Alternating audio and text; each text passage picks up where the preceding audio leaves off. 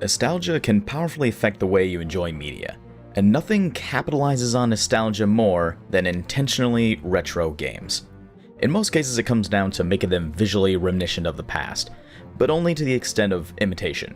Sprites for SNES-era games, low-poly models for mid to late 90s PC games, etc. Return of the Obra Dinn is distinct among these retro titles because it emulates the visual style of the era it is calling back to, 1-bit early Macintosh games, while also pulling off gameplay that would never be possible on said hardware. For example, an homage to Mega Man X will look and play like Mega Man X, thus ending up as an action platformer with sprite work.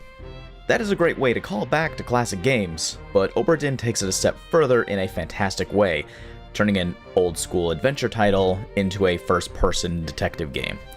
Regarding the visuals, it maintains the aesthetic so well that simply standing still at any moment of the game will look convincingly like an artistic render of a scene from the old games it is paying homage to.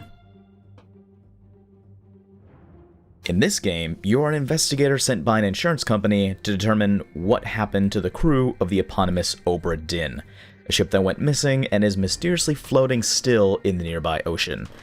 You are given 2 tools to assist you in this task: a journal containing the names, roles, and faces of every crew member or passenger at the time of departure, and the Memento Mortem, a pocket watch that allows you to witness the exact moment a person died, exploring the scene of their death as time stands still.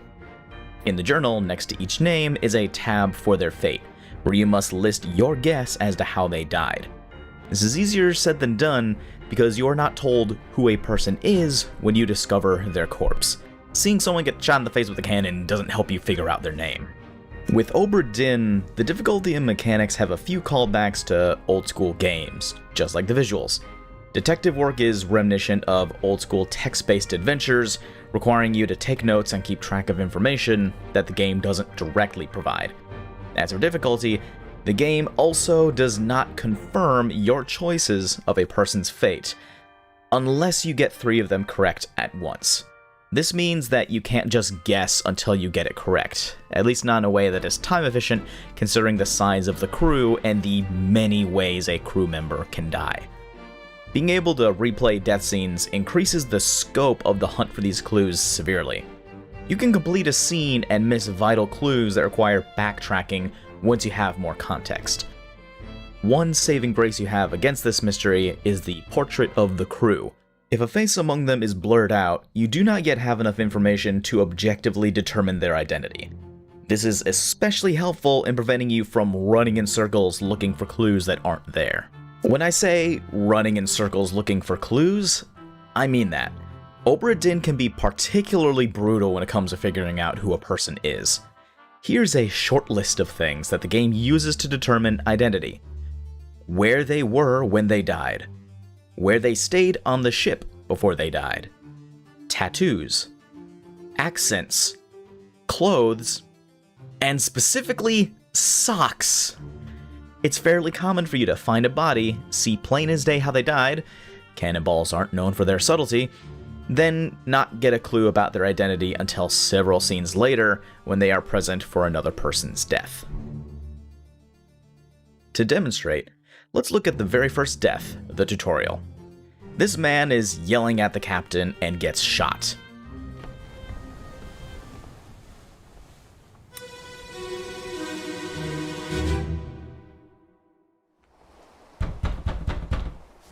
Captain! Open the door! Kick it in. Ah! Lest we break it down and take more than those shells! You bastards may take exactly what I give you!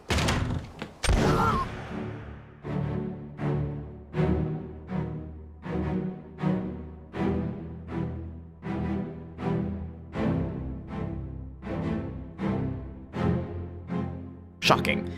Yet nobody says the deceased's name out loud at that moment, so we can only say this unknown soul was shot. And we can safely say it's the captain who did it. About 3 scenes later, we see the captain's death firsthand, killing himself out of grief after saying he shot his wife's brother.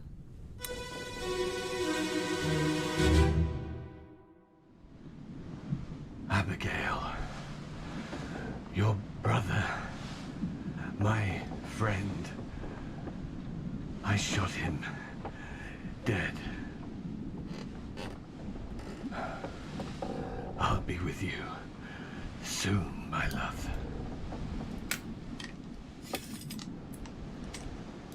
Please forgive me for everything.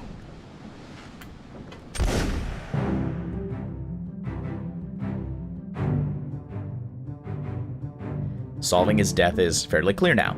The captain is this man. He died by shooting himself. Upon looking at the crew list, we can determine who his wife is. And by checking last names matching the wife's, who kept her surname, we can determine that the captain shot his first mate, thus letting us solve that death. While this wouldn't require Sherlock-level intellect to figure out necessarily, you can see that we needed to do some deduction and clue finding to make progress on the very first set of deaths. It ain't spoon-fed to you.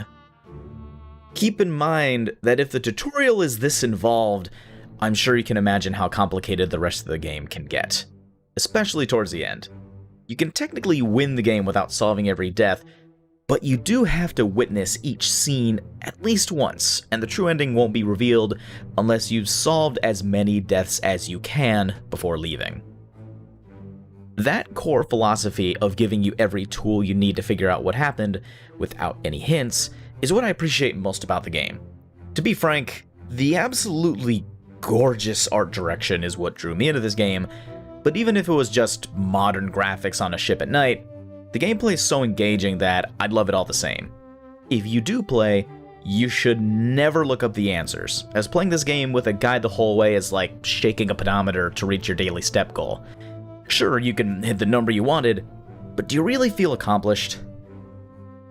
I'd recommend this game for anyone wanting to give their brains a good workout. I have 100% solved all identities and fates in this game, but it took a long time to do without any guides or walkthroughs. Puzzle games exist for that aha moment, the satisfaction of a tough riddle being untangled. The harder a problem is, the more cathartic you'll feel when you solve it. And holy shit, Obra Dinn is a series of these moments back to back.